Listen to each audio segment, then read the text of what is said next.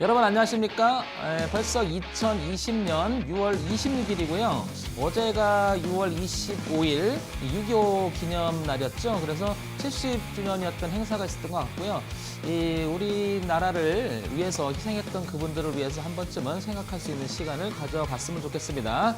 자, 오늘 금요일만 되면 이 시간 밤 이데일리 TV에서 진행하고 있는 신대가들의 투자비법, 소제목으로는 주가 흐름에 대한 고성중론이라고 하는 주제를 가지고 황철중 대표가 진행하고 있습니다. 여러분 반갑습니다. 황철중입니다. 자, 이제 본격적으로 오늘 강의를 한번 시작해 보기 이전에요. 늘 황 대표가 준비하고 여러분들한테 무엇인가 이야기하기 전에 조금 남는 시간이 될 수 있게끔 준비한 것이 있는데요. 그래서 고민이 많은 게 고민이라기보다도 무엇인가 남게끔 한번 해보려고 계속 얘기를 드리는 거거든요. 자, 그래서 황 대표가 오늘 준비해봤습니다. 바로 한번 시작해볼까요? 자, 그림 한번 보도록 할게요. 자, 이 그림을 제가 하나 준비해봤는데요. 이 그림을 보시면 인터넷 포털 사이트에서 이런 말을 쓰면은 많이 보여요. 착시라는 글자를 딱 쳐보시면요. 이런 그림이 많이 보이고요. 여러분 잘 아시겠지만 이런 거 있지 않습니까? 이렇게 똑같은 그림인데요. 하나는 이렇게 표시하고 하나는 이렇게 표시하면 얘가 더 길어 보이죠. 얘가 짧게 보이고요. 우리는 이걸 착시 효과라고 얘기합니다. 그래서 착시라고 하는 단어를 이렇게 인터넷 포털 사이트에 치면 이런 그림들이 굉장히 많은데요. 황 대표가 준비한 게 이겁니다. 뭐냐면 이 그림 한번 보세요. 여기를 보게 되면은 약간 윤곽적으로 보면 여자의 모습이 좀 나오지 않습니까? 이렇게 그죠? 근데 이쪽에서 이렇게 보게 되면 이 남자의 모습이 좀 나오는 것 같습니다. 그렇죠, 이렇게. 그런데 또 요거를 배제하고 이 하얀 부분을 보게 되면 무엇인가 나무 같아요, 나무. 이렇게. 그렇지 않습니까? 아닌가요? 제가 어떤 분한테 이걸 한번 물어봤어요. 이게 뭐 어떻게 보이십니까? 그랬더니 의외의 대답이 나와요. 상상하지 못했던 인삼 아닙니까? 그러는 거야, 인삼. 왜 그러냐 그랬더니 인삼도 같아요. 또 그렇게 얘기하시니까. 그래서 이 밑에가 인삼 뿌리고 여기가 인삼 있지 않습니까? 이렇게 줄기 나오는 그게 아니겠느냐. 참 이걸 보고 인삼이라고 말하는 분도 있고. 예. 황 대표가 말하고 싶은 것은 이겁니다. 시각적으로 내가 보이는 관점으로 이걸 바라본다 그러면 이 여자도 보이고 남자도 보이고 뭐 나무도 보이는 것 같아요. 어떤 사람은 인삼이라고 또 말씀하셨으니까 볼 수가 있고요. 그래서 이게 시각적이라는 말에 방점을 두는데요. 황 대표가 말하고 싶은 것은 이겁니다. 시각적이라는 말보다는요. 어떤 내용을 더 말씀드리고 싶으냐면요. 바로 마음속에 있는 마인드를 얘기를 하고 싶어요. 마인드 착시라고 제가 그냥 한번 붙여봤습니다. 마인드 착시. 그래서 요 다음 단계를 한번 제가 눌러볼까요? 자, 이렇게 한번 넘겨보겠습니다. 실적. 다시 한번 가볼까요? 이 그림을 보고 여자, 남자, 나무, 인삼. 자, 눌러볼게요. 실적. 어떤 종목이, 어떤 회사가 실적이 좋아질 것이다. 그런데 좋아질 것이다라는 말에는 지금 현재 실적이 안 좋다라는 말이 내포되어 있을지 모르겠습니다. 그래서 더 안 좋아질 것이다라고 말할 수도 있겠죠. 반면에 나빠질 것이다. 이 말은 현재 주가가 좋으니까 나빠질 것이다. 뭐 이렇게 표현도 될 수 있을 것 같아요. 자, 황 대표가 이 얘기는 참 많이 했었거든요. 방송에 나오면서. 자, 이렇게 한번 다시 얘기를 해볼게요. 100만 원을 벌었고요. 그 다음에 200만 원을 벌었고 그 다음에 300만 원을 벌었다면 이 회사의 실적은 점점 좋아지고 있다는 건 사실이죠. 그렇지 않습니까? 그런데 300만 원보다 더 많이 벌 것이다라고 하는 생각이 들어갈 수가 있고요. 이 300만 원까지 벌었는데 이번에는 그래도 300만 원보다는 덜 벌지 않겠나 이렇게 생각이 들겠죠? 그러면 실적에 관련된 그런 주가의 움직임을 갖는 회사의 주식이라면 주가라고 하면 당연히 300만 원보다 실적이 더 좋아질 것이라고 생각하면 주가는 올라갈 거예요. 반면에 아니라고 생각하면 떨어질 것인데요. 여기에도 황 대표가 하고 싶은 이야기가 있습니다. 어떤 내용이냐면요. 내가 있고요. 그다음에 세력이 있다라고 한번 생각해 볼게요. 내가 있고요. 세력이 있고요. 그런데 제3자가 바라보는 시각이 있을 수가 있고요. 제3자가. 그다음에 여기를 모든 것을 다 쳐다보고 있는 하늘의 시각도 있지 않겠느냐. 한번 하늘의 시각도 생각해 볼 수 있을 것 같아요. 나는 내려갈 것이다라고 생각할 수도 있고 올라갈 거라고 생각할 수도 있는데요. 세력은 끌어올리고 싶을 수도 있고요. 아니면 끌어내려서 매집을 한 상태에서 다시 주가를 띄울 생각도 있겠죠. 반면에 가지고 있는 주식을 올려서 팔고 도망 나올 생각도 있을 것 같고요. 제3자가 보기에는 실적이 안 좋은데 다른 퀘스천에 대한 이야기를 생각할 수가 있을 것 같고요. 하늘이 볼 때는요. 대외 변수인 갑자기 지진, 기타 등등의 천재지변이 벌어짐으로 해서 전체 시장이 불안하다 하면 주가는 그냥 곤두박질 거예요. 그렇지 않습니까? 따라서 주식이라고 하는 것은 현재 시각에서 미래의 가치를 맞춰야 한다라고 하는 어마어마하다고 표현하면 좀 그럴까요? 굉장히 어떻게 보면 미래 가치를 현재 시점에서 인간이 맞춰야 된다고 하는 어마어마한 뭐라 그럴까요? 인간의 영역이 아닌 것처럼 느낄 수 있기 때문에 이 실적이라는 말에 좋아질 것이다, 나빠질 것이다. 그래서 마인드가 굉장히 어때요? 같은 내용을 가지고도 말이 많아질 수밖에 없다라는 거죠. 다시 한번 가볼게요. 그래서 여자다, 남자다, 아니면 나무다, 인삼이다라고 하는 견해가 나올 거예요. 이거는 시각으로 봐도 그렇습니다.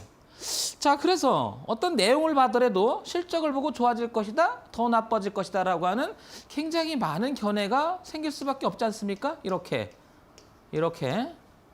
좋아질 것이다, 더, 별로다, 아니다, 나빠질 것이다, 아니다, 별로다, 이거는 더 안 나빠질 것이다. 뭐 이렇게 견해가 갈릴 것 같아요. 자, 다음 한번 볼까요? 자, 이걸 보시면 마찬가지인데요. 여기 보면 고릴라 같기도 하고요. 그렇죠? 뭔가 동물의 상이 좀 보여요. 이렇게 윤곽을 한번 봐보세요. 이것도 잘 못 보시는 분도 있어요. 한번 보세요. 여기는 뭐 사자인 것도 같고요. 뭐 그죠? 근데 역시나 이 위에는 나무인 것 같아요. 그러면 어떤 사람은 고릴라만 보일 것이고 어떤 사람은 사자도 보일 것이고 어떤 사람은 나무도 보일 것인데 어떤 사람은 전체를 다 읽어내면서 이렇게 보니까 이렇게 저렇게 보니까 저렇게도 이야기할 수 있을 것 같아요. 우리는 이걸 시각적 착시 효과라기도 하고 사실 착시 효과라기보다도 실질적으로 그렇잖아요. 이거 뭐 누가 봐도 사자처럼 보이지 않습니까? 이거 그죠? 누가 봐도 이건 뭐 고릴라처럼 보일 것 같고요. 이거 누가 봐도 나무처럼 보이지 않습니까? 그러면 세 가지의 시각이 다 들어갈 수도 있죠. 그런데 어떤 사람은 동물만 보이는 사람이 있고 나무만 보일 수 있지 않습니까? 자, 이렇게 이 본질적인 내용으로 들어가게 되면 정말 헷갈립니다. 어느 게 맞는 건지. 제 생각엔 다 들어가 있는 게 맞겠죠, 여러분. 자, 그래서 한번 넘어가 볼까요? 그래서 저항과 지지를 놓고도요. 지지했다? 아니다. 저항이 됐다? 아니다. 굉장히 헷갈립니다. 한번 볼까요? 저항이 된 지점을 우리는 여기를 저항 가격대라고 표현을 합니다. 그래 반대로 올라가서 이게 안착이 되면 우리는 여기를 저항이 지지로 바뀌었다라고 얘기를 해요. 그래서 저항은 지지로 바뀌었다라는 말을 주식 매매를 하면서 굉장히 많이 나오는 말들이죠. 그런데 이렇게 저항을 받던 주가가 올라가서 지지를 받다고 해서 그대로 올라가야 될 이유는 없어요. 떨어지는 경우도 부지기수죠. 우리는 이렇게 떨어지는 것을 이렇게 말하죠. 여기를 어깨라고 얘기하고요. 여기를 머리라고 얘기해서 헤드 앤드 숄더 그다음에 저항대 이렇게 말하는 경우도 있습니다. 초보님들은 잘 이해를 못 하실 수도 있겠지만 차분하게 한번 들어보시기 바랍니다. 이거는 초보라고 해서 이해 못하고 30년 했다고 이해했다 이게 아니고요. 그냥 들어보면 그냥 그런 거예요. 차분히 들어보시면 이해가 되는 부분이 많으니까 채널 고정하시고 한번 보시기 바랍니다. 궁금하시면 노란톡에 오셔서 황 대표를 치시고 황철중 대표를 치시고 들어오시면 저랑 이야기를 나눌 수 있는 그런 토킹할 수 있는 그 장소가 있으니까 한번 들어오시는 것도 괜찮을 것 같고요. 자, 그래서 저항을 놓고 어떤 사람은 저항했다. 아니다. 그 저항대는 페인트다 라고 얘기하는 사람도 있고 근데 가치 투자적인 개념으로 봤을 때는 그 저항이 의미가 없다. 지지가 의미가 없다. 이렇게 말하는 사람도 많습니다. 굉장히 갈려요. 그럼 어느 게 정답일까요? 주식시장에서 정답을 논한다는 것은 굉장히 위험한 사고일 거예요. 왜냐하면 금방 말씀드렸지만 황 대표가 말씀드린 미래 가치에 대한 이야기를 하는 게 우리 주식 매매를 하는 사람들의 아주 핵심이죠. 미래 가치. 그래서 현재 시점에서 주가가 오를 것이냐, 내릴 것이냐를 맞추는 건데 이거 미래 가치를 맞추기가 정말 어렵죠. 우리가 뭐 소위 신의 영역이라면 모를까. 자, 볼게요. 그러면 저항과 지지했다, 아니다, 저항이 됐다. 반면에요. 지지를 했는데요. 깨지면 저항이 됐다라고 얘기하는 사람도 있죠. 이렇게. 그래서 이 주가는 이 저항대 밑에서는 사는 게 아니다라고 얘기하는 사람이 있는가 반면 무슨 소리냐? 주식이 가격매 2만 원짜리가 여기 5천 원이 됐으니까 싸다라고 하는 개념 속에서 이 주식이 가지고 있는 내재적 가치는 5천 원보다 높다라고 생각하면 주가는 올라가야 된다는 생각 때문에 가치 투자를 하시는 분도 있을 거예요. 어느 게 맞을까요? 황 대표도 주식시장에서 약 30년 가까이 주식 차트를 보고 시장을 봤지만요. 정답이라는 말이 굉장히 퀘스천이에요. 그래서 제가 얘기하는 부분이 정답은 아닌 것 같고요. 하나의 주가 매매를 하면서 그 과정 속에서 하나의 뭐라 그럴까 해법은 될 수 있겠죠. 해결하는 방법이라고 정도로 설명하면 될까요? 그 중에 하나를 가지고 이제 황 대표가 주로 쓰는 게 기술적 분석에 의해서 차트 속에서 메인 주체의 흐름을 분석하고 평균 단가를 추정하는 이런 개념을 쓰는 게 황 대표의 기본적인 주식 매매의 기준으로, 그러니까 대응의 기준으로 하는 거죠. 여기서 대응이라고 하는 것은 진입의 대응, 그 다음에 청산의 대응, 그 다음에 잘못됐을 때는 손절의 대응을 얘기하는 거죠. 그래서 기준이 처음부터 어떤 논리적으로 시장에서 제시해 놓은 걸 가지고 해석을 하지 못하게 되면 굉장히 헷갈리게 되죠. 이게 맞는 건가 저게 맞는 건가. 그러면 우량주라고 하는 주식에는 그냥 가치 투자니까 이 주식은 그냥 내비두면 우리나라 경제가 좋아지니까 어느 정도 일정한 시간이 지나면 올라갈 것이다라고 하는 생각. 틀리지 않죠, 어느 것도. 근데 반면에 둘 다 맞지도 않을 수도 있어요. 그러니까 틀렸다 맞다는 아닌 것 같습니다. 자, 그래서 한 번 더 가볼까요? 자, 이거 지난번에 코끼리를 얘기 드렸더니 많은 분들이 얘기하시더라고요. 코끼리가 좀 기억에 남는다고 말씀하시는데 그래서 오늘 마지막으로 또 코끼리 하나 준비해봤습니다. 자, 보실까요? 여기를 보게 되면은 여기를 몸으로 본다 그러면 이건 다리인 것 같은데 뭔가가 없어요. 근데 여기가 뭔가가 없죠? 근데 여기를 보게 되면 이렇게 되면 다리인 것 같고 다리인 것 같고 이 뒷다리 저쪽에 그다음에 이렇게 나온 뒷다리 그래서 4개의 다리가 보일 것도 같은데 이게 코가 또 있어요. 그러니까 이게 헷갈려요. 굉장히. 우리는 이걸 갖고 착시 효과라고 하고 이게 코끼리인지 괴물인지 모르겠어요. 다리가 하나, 둘, 셋, 넷, 다섯, 여섯 막 이렇게 보여요. 이 코가 다리인 것 같기도 하고만 헷갈리지 않습니까? 그래서 착시 효과에서 이 그림이 굉장히 많이 인용되고 있는데요. 한번 생각해 보시기 바랍니다. 그래서 시각적 효과의 착시 효과를 이거를 코끼리 다리가 정확히 표현이 된 것이냐 아니면 실질적으로 나는 잘 보여라고 할 수 있고 잘 안 보여 할 수도 있는데요. 앞에 거 2개는 그래도 나름 사자, 고릴라, 나무 그 다음에 여자, 남자, 나무 비교적 윤곽이 있는데 이쪽으로 들어가게 되면 굉장히 이 다리가 헷갈립니다. 한번 테레비를 지금 보고 계신 분들도 한번 생각해 보세요. 시각이라고 하는 것은 인간이 가지고 있는 한계점일 수도 있지만 분명히 가시화된다라고 하는 것은 굉장히 중요한 의미를 갖는 것 같아요. 그래서 본질적으로 들어가면 그게 맞았다 틀렸다가 아닌 것 같은데 그래서 황 대표가 오늘은 시작을 한번 해볼게요. 코끼리를 보면서 이런 얘기를 본격적으로 하게 되면 부분과 전체라는 말이 여기서 등장할 것 같습니다. 무슨 얘기냐면요. 전체를 보게 되면요. 코끼리인 것 같은데 부분을 보면 코끼리 다리인 것 같기도 하고 꼬리인 것 같기도 하고 지난번 그 시간에도 굉장히 헷갈리지 않습니까? 그럼 연봉을 보니까 상승을 하고 있고요. 반면에 월봉도 상승을 하고 있는데 주봉은 하락할 수가 있어요. 우리는 연봉과 월봉이 상승하는 가운데 주봉이 하락을 하고 있다면 어쩌면 이거를 눌림 진행형이라고 말할 수 있는 거거든요.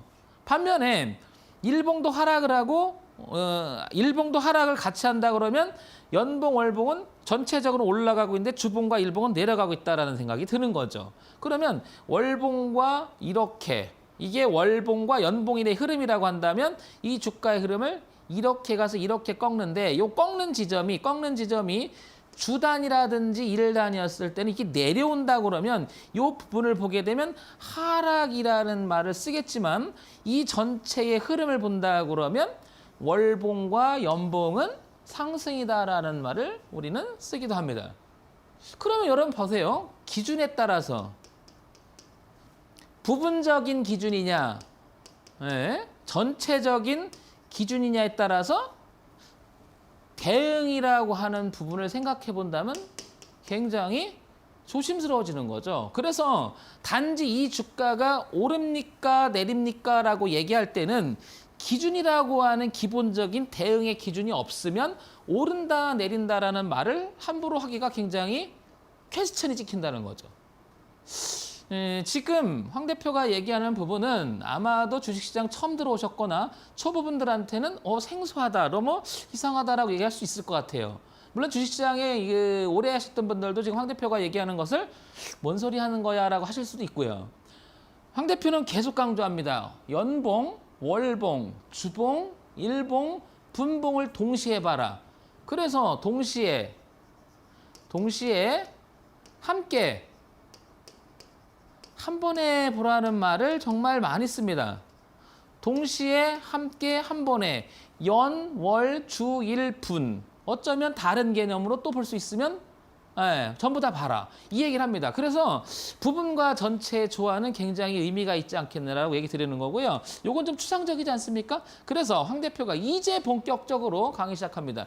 그래서 오늘 신대가들의 투자 비법 황철중 대표가 진행하고 있는 고성준론이라고 하는 주가 흐름에 대한 고성준론 속에서 오늘의 주제는 기준을 세워보자라고 한번 황 대표가 정해봤습니다. 기준을 세워보자. 여기서 이 기준이라고 하는 것은 왜 기준이란 말을 자꾸 쓰냐면요. 대응이라고 하는 어떤 대응? 진입, 그 다음에 청산, 손절이라고 하는 대응을 하기 위해서 기준이 필요하다는 거거든요. 그래서 기준을 세워보자라고 얘기 드리는 거예요. 그래서 시각적인 어떤 착시 효과, 내 마인드적인 착시 효과, 아까도 말씀드렸지만 실적을 놓고도 더 좋아질 것이다, 아니다. 지지했다, 아니다, 저항했다, 아니다를 놓고 굉장히 말이 많아지지 않습니까? 그래서 기준을 세워보자. 그래서 이동평균선 121선을 가지고 먼저 기준을 잡아봤습니다. 자, 이런 내용들은 구체적으로 하나하나 들어가려면 복잡하니까 제한된 시간 내에서 한번 이야기하고자 하는 부분을 얘기하려고 하니까 그냥 한번 들어보시면 의미가 있지 않을까 싶습니다. 자, 이동평균선 121선은요. 121선은 반년 정도 되겠죠? 반년? 20일 정도가 한 달이라고 그러면, 그죠? 20일 곱하기 6개, 그쵸? 그래서 121선. 이렇게 되겠죠. 추정해보면 그렇다는 얘기죠. 그래서 반년선이라고 할 수도 있겠죠. 그래서 반년 동안 이 주가의 평균적인 흐름이 어떠했느냐를 알 수 있는 게 이동평균선 121선이다. 왜 이런 개념을 여기다가 기준 속에서 첫 번째 넣냐면요. 황 대표가 적어도 주식이라고 하는 것은 그 회사가 가지고 있는 내재적 가치가 반년 정도는 상승 쪽으로 가고 있느냐. 왜 그러냐면 전체적으로 기업이 단순히 그 작은 파동에 그냥 이일립이지 않은 게 아니라 전체적인 흐름이 우상향으로 가고 있는지 전체적인 흐름이 내려오고 있는지에 대한 판단 정도는 그래도 이런 정도의 기간 산정은 해야지만 윤곽이 잡히지 않을까 해서 그런 논리로 121선 한번 보자는 거예요. 121선을 꼭 봐야 된다는 게 아니고요. 자, 두 번째 지지와 저항. 저항과 지지. 이거는 뭐 주식시장에서 너무나 많이 쓰는 이야기니까 기준을 세우는데 아주 기본이 될 수 있다는 거고요. 그 다음에 우상향 추세선이라고 하는 기준을 세워보자라고 한번 정했습니다. 왜냐하면 주가는 어차피 올라야만 수익이 나죠. 그러니까 우상향으로 올라가는 추세선이라고 하는 것은 굉장히 의미가 있는 거죠. 반면에 우하향으로 내려온다라고 하는 것은 고가가 낮아진다고 하는 것은 주가의 흐름이 내려온다는 개념인 거죠. 그래서 올라가는 주식을 우리가 봐야 되는 게 맞겠죠. 왜냐? 올라가야면 수익이 나니까겠죠. 그러면 여기서 공통적인 것은 지지와 저항 속에서도 이 지지라고 하는 개념이 중요할 것 같고요. 이동평균선 121선이라고 하는 것은 적어도 우상향으로 약간 틀어져야 된다는 개념이 생길 것 같습니다. 이렇게 횡보하거나 121선 이렇게 내려간다면 전체적인 주가의 흐름이 내려간다는 뜻이죠. 그러니까 올라가야만 수익이 나니까 적어도 이동평균선이 우상향이라고 하는 정배열에서 정배열에서 우리가 얘기하는 머리를 든다라고 하는 그런 개념 속에서 한번 보실 필요가 있을 것 같고요. 지지라는 것은 그런 의미에서 본다면 주가, 떨어지지 않는 최소한의 지지점이라고 하는 것은 중요하겠죠.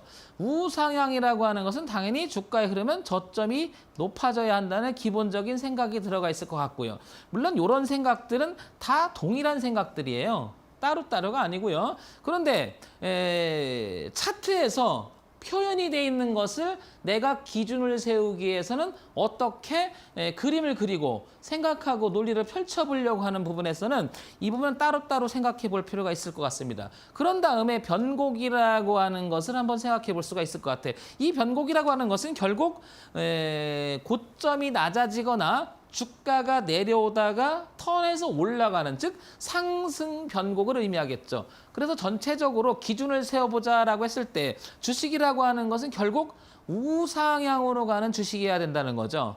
그런 면에서 보면 상승 변곡, 그렇죠? 우상향 추세선은 저점이 높아진다. 지지와 저항에서는 적어도 지지 형태라든지 이 부분이 지지대까지에 포함되는 개념으로 좀 넓혀볼 필요가 있을 것 같고요. 이동평균선 121선은 적어도 이렇게 옆으로보다는 약간 우상향으로 꺾어 올라가는 그림이어야 되지 않겠나는 거죠. 공통적으로 어쨌든 저점이 높아진다는 얘기입니다. 그래서 기준을 세워보자라고 하는 의미 속에서는 우상향으로 가야지만 수익이 나는 거니까 우상향으로 흘러가고 있는 주식을 유심 있게 세워보자, 유심 있게 보면서 기준을 세워보자라는 뜻이죠.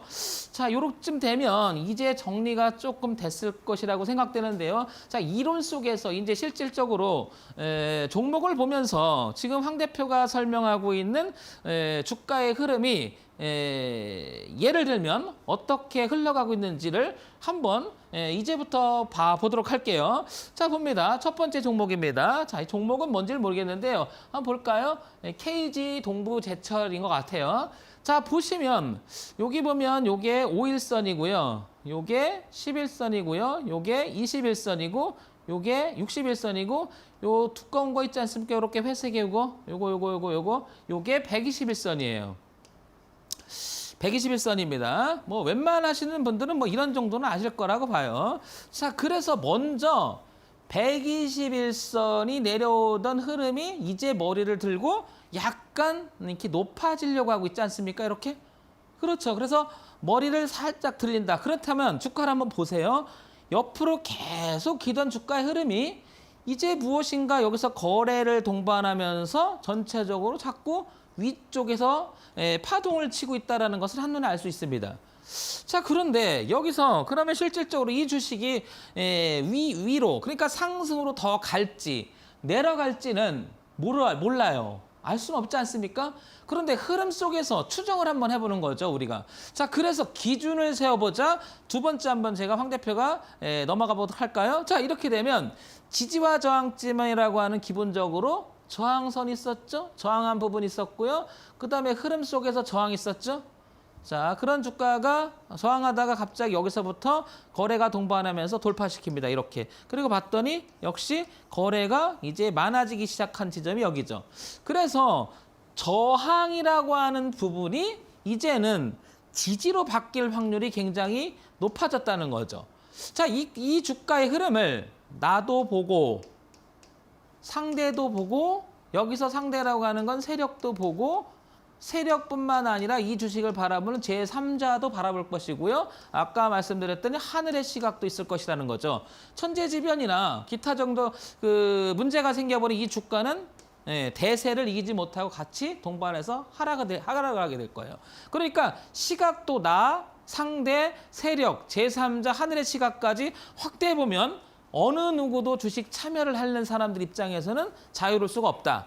그래서 기준은 굉장히 중요하다라고 얘기 드리는 거고요. 첫 번째 121선이 머리를 들었고 그 다음에 지지와 저항이 하나 형성되는 부분이 들어올 것 같고요. 자, 그러면 세 번째 한번 가보도록 할까요? 자, 이렇게 해서 우상향으로 가고 있는 저점이 높아지는 추세선이 빨간 선을 한번 주목해 본다면 여기서 이런 그림이 나올 거예요. 이렇게 어떤 면으로 한번 보도록 할게. 이렇게 저점이 높아지는 지지대라고 할 수 있을 만큼 어떤 주가가 서서히 올라오다가 그대로 올랐다가 파동을 치고 있고 이 지점에서 지지하고 지금 주가는 여기 머물러 있습니다. 그렇지 않습니까, 여러분? 자, 그렇게 본다면 이 지점이라고 하는 것은 굉장히 중요한 의미가 있지 않을까요? 여기는 저점이 높아지는 기본적인 우상향으로 올라오는 하나의 흐름 속에서 지지대가 있을 것 같고요. 좀 전에 그렸던 이 지지대가 이제 저항대가 지지대로 바뀌면서 올라가서 하나의 면의 지지대가 형성될 수 있다는 거죠. 그렇게 본다면 이 주가라고 하는 것은 이 그림 속에서 지금 기준을 제시한 것만 가지고도 이 주가가 이렇게 내려오게 된다 그러면 여기서 주식이 논다 그러면 어떻게 될까요? 이제 저항이 될 수 있는 확률이 높지 않을까요? 이렇게 여러분? 이렇게. 차분히 한번 생각해 보시기 바랍니다. 그래서 이 주가는 이 위에서 노는 것이 소위 말해서 이 밑으로 내려오면 이 주가가 올다 내리다가 할 때 어떻게 될까요? 누구는 여기서 팔았고요. 누구는 여기서 샀죠. 그러니까 여기를 이탈하게 된다는 것은 이 전체가 매물로 작용한다는 거죠. 우리 많이 들어보셨을 거예요. 매물. 그러니까 이 주가는 매물이 형성되지 않기 위해서는 적어도 이 지지대, 추세 우상향으로 올라가는 그다음에 121선 전체는 올라가는 그림 속에서 지지하는 형태가 나와야 되지 않겠느냐 이렇게 보는 거죠. 그래서 황 대표가 이제 마지막으로 한번 이렇게 해봤습니다. 자, 이렇게 보니까 주가가 노란 선에 보면 올랐다가 내렸다가 올랐다가 내렸다가 지금 이렇게 가면서 이 부분은 적어도 지지하고 이렇게 기준을 세워서 이런 부분을 공략 포인트를 삼는다면 만약에 잘못되면 여기 동그라미 1번 있지 않습니까? 이 부분에 놀면 내가 적어도 손절해야겠다라고 하는 기준. 그 다음에 적어도 이 기준 속에서 저항대가 지지로 바뀌었다라고 하는 기준. 적어도 121선이 우상향으로 머리를 들고 있다고 하는 기준. 그 다음에 지지와 저항 전체가 나타났던 부분이 이제 저항대가 지지로 바뀌어 있다라고 하는 기본적인 생각. 이렇게 네 가지 관점만 본다면 이 부분을 지지할 만한 곳이라고 이야기를 하고 싶어지는 거죠. 황 대표는. 그래서 기술적으로 지지 영역대라고 얘기하는 부분이 바로 이런 부분이 아닐까라고 얘기 드리는 거예요. 적어도 이런 기준으로 매매한다면 여기서 포인트가 하나 있습니다. 우리가 여기서 지금 만약에 진입을 했다라고 가정을 하게 되면 여기서 빠져버리면 주가는 약 한 20% 정도는 손실이 볼 수 있는 부분이죠. 잘못된다 그러면 물론 여기 주가가 더 하락한다면 더 큰 수익이 나겠죠. 그런데 주가가 여기서부터 반등이 시작된다 그러면 20%보다는 더 많이 갈 수 있는 영역이 확대된다는 거죠. 그런데 여기는 뭐 10% 가다 내려갈 수도 있고요. 20% 가다 내려갈 수도 있고요. 50% 갈 수도 내려갈 수도 있고요. 어쩌면 계속해서 주가가 올라갈 수도 있습니다. 그건 아무도 모르죠. 그러나 여기서 포인트는 하나 있습니다. 내가 제한된 글자를 한번 천천히 한번 써볼까요? 제한된 손실, 제한된 손실을 내가 매매자인 내가 미리 결정해 놓는다면 적어도 내동성 매매는 하지 않을 것 같아요. 그리고 만약에 여기서 20%의 손실이 발생한다 하더라도요. 이렇게 3번 연속 손절이 나가도 20%라 그러면 전체 60%가 손실이 나겠죠. 그런데 이 3번 중에 한 번 60% 이상을 이 주식이 문제가 없어서 우상향으로 가준다면 어쩌면 확률적으로는 질지를 모르겠지만 통계적으로는 이길 수 있다는 거죠. 기준이 이만큼 중요합니다. 그런데 지금 대부분 매매하시는 일반 투자자 여러분들 한번 이렇게 제가 이제 필드에서 많은 이야기를 나누고 들어보면요. 이런 경우가 굉장히 많아요. 어떤 경우가 많냐면요. 먹는 것은 뭐 5%, 10% 정도를 수익을 내는데요. 황 대표님. 저는 물리면요. 기본적으로 50%, 60%가 손실이 나는 형태가 되는데요. 이상하게도요. 내가 잡아서 조금만 올라가면요. 8, 90% 미치겠어요. 반대로 내가 잡았을 때 한 10% 손실 나잖아요. 못 팔겠어요. 그래서 끝까지 들고 있게 돼요. 근데 들고 있으면 결과론적으로 보면 손실이 굉장히 눈덩이처럼 불어나고 먹는 것은 이런 경우가 생기니까 올라가는 척하다 내려가는 경우도 하다 보니까 이거라도 챙겨야겠다는 급한 마음에 항상 먹는 것은 10% 안쪽에 먹고요. 한번 손실 보기 시작하면 저는 맨날 50% 손실 납니다. 이거는요, 여러분 생각해 보세요. 이 10% 먹을 확률이 50% 손실 날 확률보다 더 높아요. 알고 보면. 가만히 봐보세요. 그러니까 10%를 3번 먹어도 수익이 난다 하더라도 3번 정도 수익이 난다 하더라도요. 50%짜리 손절 한번 나가면요. 통계가요. 그죠? 통계가 확률을 그냥 어떻게 돼요? 통계가 확률을 그냥 이겨버리죠. 이게. 그러니까 계속해서 계좌는 우하향으로 줄어들 수밖에 없는 거예요. 기준이 그만큼 중요한데 그 기준이라고 하는 것을 잡기가 굉장히 어려워하는 것 같습니다. 그래서 황 대표가 오늘 이렇게 기준을 세워보자라고 하는 하나의 주제를 갖고 얘기를 하는 거예요. 어렵습니까, 여러분? 주식 입문하시는 분, 초보 하시는 분들, 자, 노란톡에 들어오셔서 황 대표랑 이런 얘기를 나누시면 제가 여러분들의 용어부터 계속해서 끊임없이 얘기를 드려요. 지지라고 하는 것은 이렇고, 저항이라고 하는 것은 이렇고, 추세선이라고 하는 것은 이런데, 우상향 추세선이 있고, 우하향 추세선이 있다. 그런데 여러분들이 많이 알고 있는 이동평균선이라고 하는 것은 개념 속에서 찾아야지 그냥 주가에 놓고 21선이라고 하는 선만 가지고 기준을 삼으면 그 21선이라고 하는 것은 지나고 난 그림자지 실질적으로 내포하는 내용이 비어있을 확률이 되게 높다라고 얘기 드려요. 어렵죠, 여러분, 이런 내용들이. 그러니까 공부를 하지 않고는요, 주식 매매하기가 굉장히 어려운 거예요, 여러분. 근데 많은 개인 투자자 여러분들은 공부에 앞서서 일단 주식을 사고 보죠. 그런데 샀어요? 수익이 났어요? 그러면 주식 참 쉽네라고 얘기를 해요. 괜찮네 이렇게 얘기합니다. 주식 할만하네 라고 얘기하다가 대세 하락으로 돌아서거나 조금 손실 내면요. 아 뜨거워 하면서 그때부터 공부 좀 해봐야겠네라고 말씀하시는 분이 너무 많아요. 아시겠지만 개인 투자자분들의 95% 이상이 손실이에요. 손실이에요. 수익이 난다 하더라도요. 이 95%, 이 5% 안에 드시는 분들이요. 그렇게 많지가 않습니다. 그만큼 개인 투자자분들은 기준 없는 매매를 하시기 때문이라고 저는 생각을 해요. 황 대표도 기준 없는 매매를 했었기 때문에 어려웠던 시기가 있었습니다. 그런데 여러분 하나하나 차분히 공부하시다 보면 이 기준이라고 하는 것은 의미가 있겠구나라고 생각이 들어요. 기본적인 생각은 황 대표 생각 이런 거예요. 메인 주체 입장에서는 이 종목 KG 동부제철이라고 하는 이 종목에 대해서 굉장히 잘 알고 있을 거라고 저는 생각을 해요. 그러니까 그들이 거래량을 동반하면서 주식을 사들어오죠.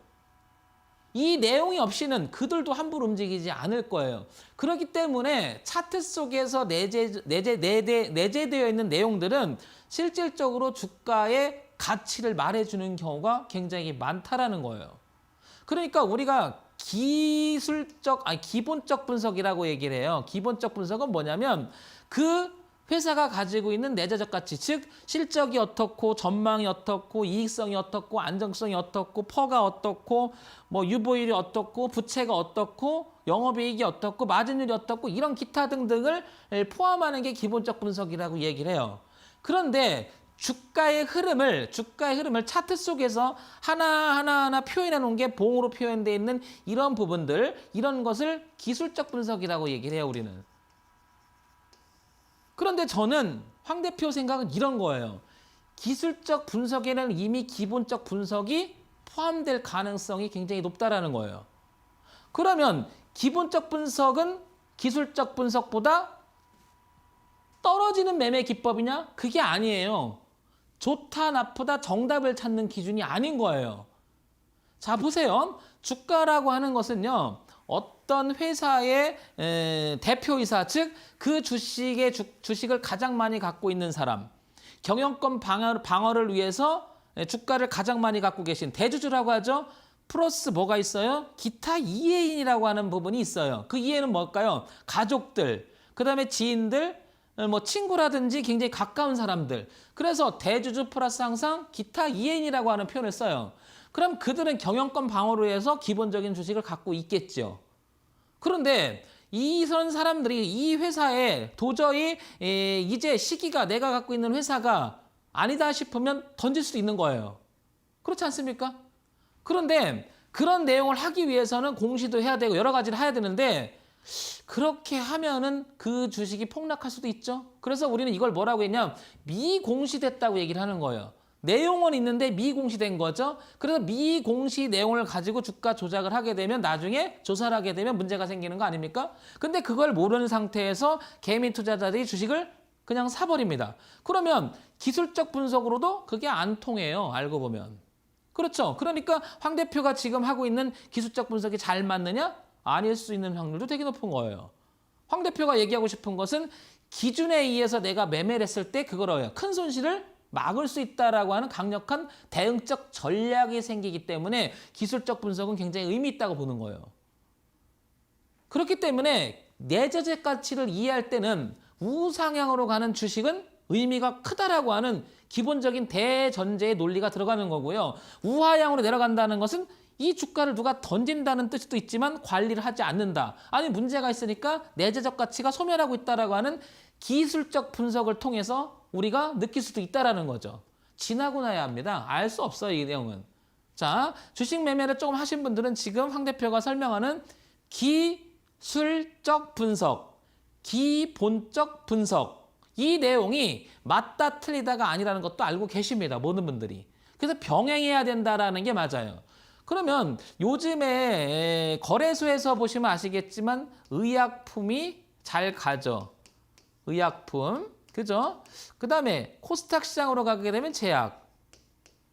대분류 보면 업종의 대분류죠. 왜 이런 주식들이 잘 갈까요? 그 다음에 여러분도 아시겠지만 서비스업. 그게 포탈 사이스인 카카오톡이라든지 뭐 이쪽에 있는 그 다음에 NC소프트를 비롯해서 게임주 이렇게 가고 있죠. 그런데 이런 주식들이 왜 잘 가냐면 실적도 좋고요. 실적도 좋고요. 차트에 있는 기술적 분석도 굉장히 좋아요. 그러니까 실질적으로 내재적 가치와 차트가 가지고 있는 기술적 분석이 합치됐을 때 굉장히 강력한 흐름이 나오는 경우가 굉장히 많거든요.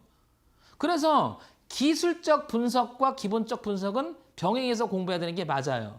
그럼에도 불구하고 황 대표가 왜 이렇게 기술적 분석을 많이 얘기하냐면요. 이 기술적 분석을 통해서 역으로 기본적인 분석을 추정할 수도 있어요.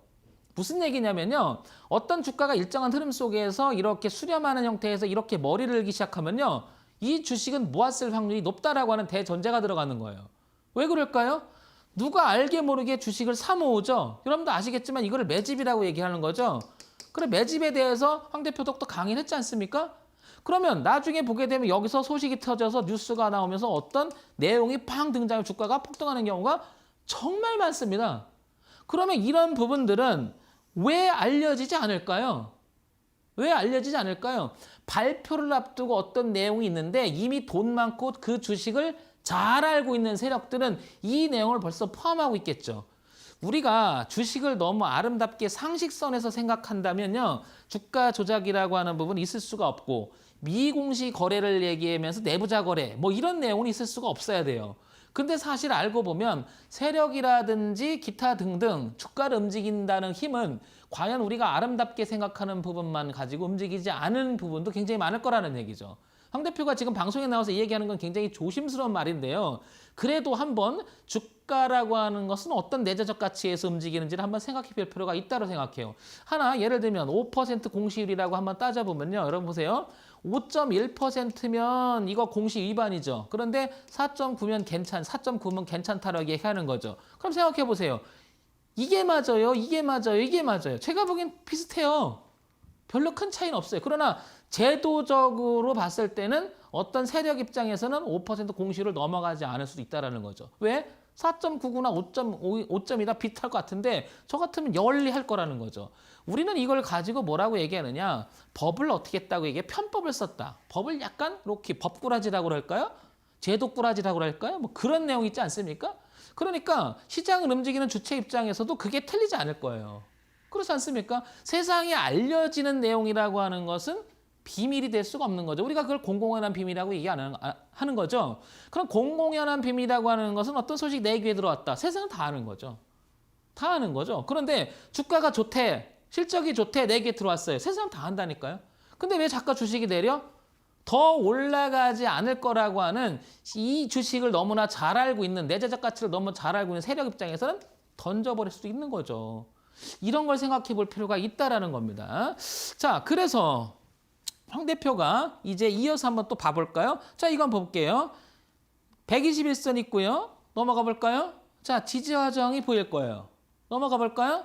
자, 이렇게 우상향 추세선이 아까랑 비슷한 면의 속에서 이렇게 강력하게 틀기 시작하는 우상향 지지면이 보일 거예요. 이렇게.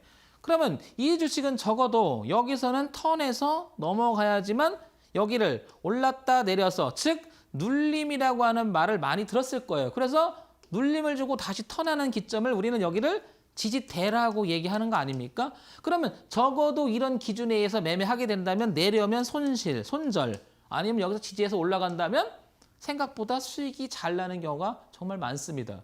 그러니까 대응의 기준이라고 하는 것은 기술적 분석에 의해서도 가능하다는 얘기죠. 다시 한번 볼까요? 그래서 이렇게 주가가 올라가서 노란 선을 유지하고 이 1번으로 오면 내가 손절을 해야겠다라고 하는 생각이 여기서 표현되면서 이렇게 기준을 세워나가면 매매할 수 있지 않겠느냐라고 황 대표가 얘기하는 거죠. 여러분도 한번 같이 생각해 보시기 바랍니다. 자, 다음 한번 볼까요? 자, 여기 보시면 121선이 떡하니 약간 머리에 들고 주가는 위에서 돕니다. 그러면서 여기 보시면 이제 거래가 좀 동반하기 시작하죠. 자, 다음 한번 볼까요? 자, 여기를 보게 되면 저항, 그리고 지지로 바뀌었죠. 저항대가 이제. 그러면 이 주가는 내려와서 이렇게 갈 수 있다라는 건데 이건 지지와 저항인 거죠. 자, 그래서 121선이 우상향, 지지와 저항이 나타난 지점. 그 다음에 우상향 추세선을 한번 그려볼게요. 역시나 빨간 선을 보시게 되면 어떻게 될까요? 저점이 높아지는 우상향 추세선, 지지대. 그러니까 이 주식은 여기만 오지 않는다면 이 안에서는 내가 한번 주식을 사볼 만하다라는 거죠. 주가가 밀려줬거나 아니면 이게 턴하는 과정 속에서 여기서 무엇인가 대응할 수 있는 대라고 하는 말이 조금 이 말이 좀 맞을지 모르겠는데 대응할 수 있는 이 대자가 띠대자죠. 띠. 대응할 수 있는 띠. 이렇게 표현될 수가 있을 것 같습니다. 자, 그래서 또 한번 볼게요. 그래서 이렇게 노란 선을 보게 되면 이렇게 올라갈 수도 있고 내려왔다 이 선 탈 수도 있고 이렇게 할 수 있겠지만 1번까지 오면 이 주식은 뭔가가 이제 내려오는 순간 반등하면 저항대가 된다는 거죠.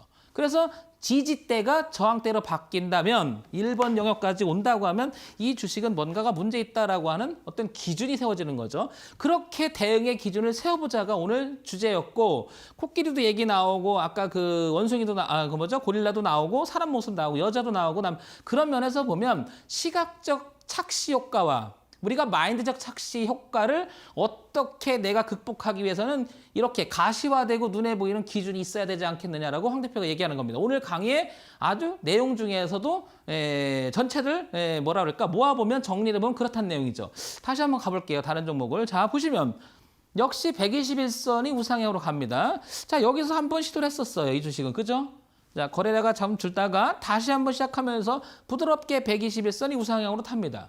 자, 그 다음에 지지와 저항점을 보게 되면 저항대를 뚫고 이제 지지대를 되니까 폭발적으로 올라갑니다. 그 다음에 이번에 주가가 내려왔죠. 그래서 여기 멈춰 있지 않습니까? 자, 그럼 한번 볼까요? 자, 이렇게 저점이 높아지는 우상향 추세선을 그림을 대보게 되면 이 주가는 이 그림은 깼지만 이렇게 아까 봤던 이런 이 폼에 그러니까 뭐냐면 지지대는 깼지만 이 안에서는 아직 마지막 여기는 깨지 않은 것 같아요. 그래서 여기서부터 돌릴 것인가? 아니면 여기를 깨고 내려갈 것인가 했을 때 우리가 이런 자리를 공략해 봤을 때는 아무래도 손절은 짧아질 수밖에 없고요. 그 다음에 반등한다 그래도 이게 이제 저항으로 작용할 수 있지 않습니까? 그러니까 1차 저항 넘어가게 되면 지지로 바뀌면서 이렇게 갈 수 있겠죠. 시나리오 한번 그려보는 거예요. 한번. 주가라고 하는 것은 우리가 알지 못하지만 예측할 수 있는 어떤 기준은 차트를 한번 여러 번 보시면 굉장히 많아요. 황 대표가 얘기하는 것은 정답은 아니에요. 그래서 저는 요 다음에 보면 이렇게 모양이 돼서 내려와서 지지하는 모습을 확인하고 여기 돌아갈 때 우리는 그래서 마지막으로 황 대표가 기준을 세워보자라고 했을 때 변곡이라는 말을 썼지 않습니까? 그러니까 지지를 확인하고 돌아가는 모습이 나오는 이 변곡. 이때 돌아갈 때 공략 포인트를 하자라고 황 대표가 지난 강의 시간도 굉장히 많이 했죠. 그런 내용들이 다 포함되어 있는 겁니다. 그래서 지지대. 자, 다음 종목 한번 볼까요?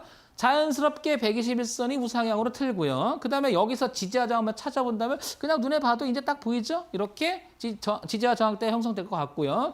그 다음에 거래가 이제 슬슬 터지기 시작하죠. 그러면서 우상향으로 올라가는 추세선을 그려보니까 이런 형태가 나오더라. 그래서 여기는 지지대가 아니겠느냐 이렇게 되는 거죠. 그래서 이렇게 넘어가서 이런 형태가 그린다면 한번 다음 한번 그려볼까요? 이렇게 넘기면 이렇게 노란 선 이렇게 되면 역시 여기서 상승 변곡으로의 터닝이 일어나는 이 지점이 순간이 좋은 의미가 있지 않겠냐 이런 내용이 담겠죠. 자, 다음 한번 볼까요? 121선 가고요. 지지하정 한번 찾아볼까요? 이렇게 보이겠죠. 그 다음에 우상향으로 넘어가는 추세선이 보이겠죠. 똑같죠. 그래서 여기서 턴할 것인가 여기서 턴할 것인가. 그래서 확인하고 돌아갈 때 변곡일 때 이렇게 표시가 될 것 같습니다. 역시 빠지면 손절하면 되겠죠. 자, 다음 한번 볼까요? 121선이 우상향을 틀죠. 그 다음에 지지와 저항 때 보일 거예요. 그 다음에 우상향으로 올라가는 추세선 한번 보일 것 같고요. 이렇게. 그러면 여기서 되겠죠. 여기라고 하는 것은 빨간 선의 기준이 있을 것이고 그 다음에 여기 지지와 저항점이 있을 거죠. 이 부분이 그래서 지지대 그래서 이렇게 표시한다면 노란 선 역시 1번 밑으로 넘어간다면 내가 대응할 수 있는 손절의 영역이 될 것 같고요. 다음 점 한번 볼까요? 자, 역시 이렇게 우상향으로 올라오죠. 그 다음에 한눈에 들어오죠. 지지와 저항이.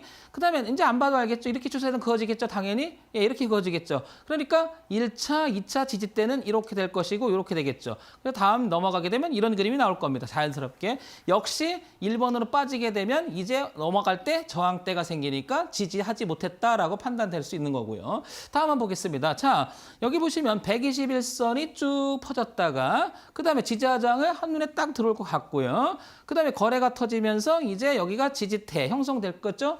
그 다음에 이렇게 변곡이 이루어진다면 1번 역시 오면 안 될 것 같고요. 우상향으로 턴할 때 뭐 공략해 볼 수 있는 기준이 세워질 것 같고요. 다음 한번 보겠습니다. 자, 여기 볼게요.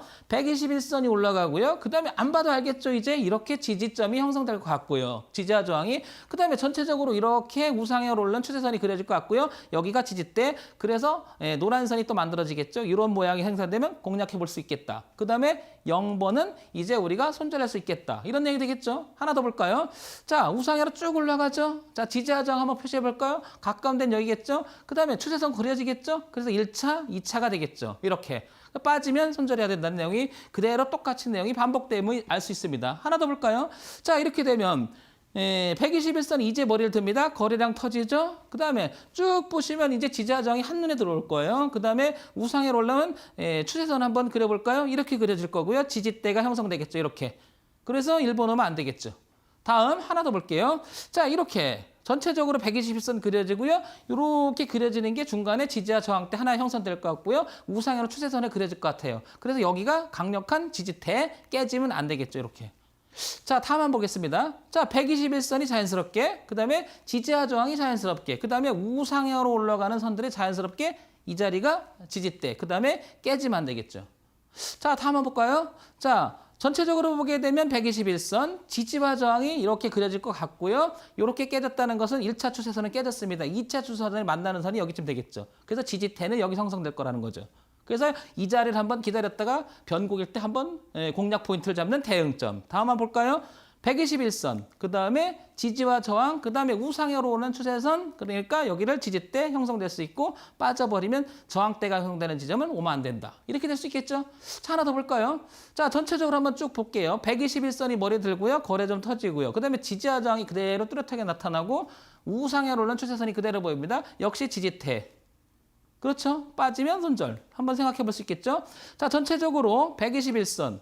그 다음에 지지와 저항, 그 다음에 우상향으로 올라오고는 하나의 흐름적인. 그래서 이렇게 보면 지지대가 형성되고 빠지면 역시 손절할 수 있는 대응점이 보일 수 있다는 거죠. 다시 한번 볼까요? 하나 더. 121선 이렇게 돌려고 하죠. 자, 지지와 저항 형성될 것 같고요. 만약에 내려온다면 1차 지지가 있고 2차 지지하고 지지대 노란 선 표시가 되겠죠. 그렇죠, 여러분? 자, 마지막으로 한번 보겠습니다. 121선. 지지와 저항이 자연스럽게, 그 다음에 우상향으로 올라가는 자연스러운 추세선, 그 다음에 여기를 지지대. 그렇죠. 다시 한번 볼까요? 121선, 자연스럽게 지지와 저항, 그 다음에 우상향으로 올라가는 추세선, 그 다음에 지지대. 이렇게 하게 되면 여러분, 황 대표가 얘기하고 싶은 부분은요. 하나의 기준이 세워질 수 있는 부분이 굉장히 많아요. 자, 여러분, 황 대표가 준비한 시간 여긴데요. 이 부분을 가지고 한번 더 보시고요. 건강하게 다음 주에 황 대표랑 만나 뵙도록 하겠습니다. 여러분, 건강하시고요. 다음 주에 뵙겠습니다. 황철중 대표였습니다.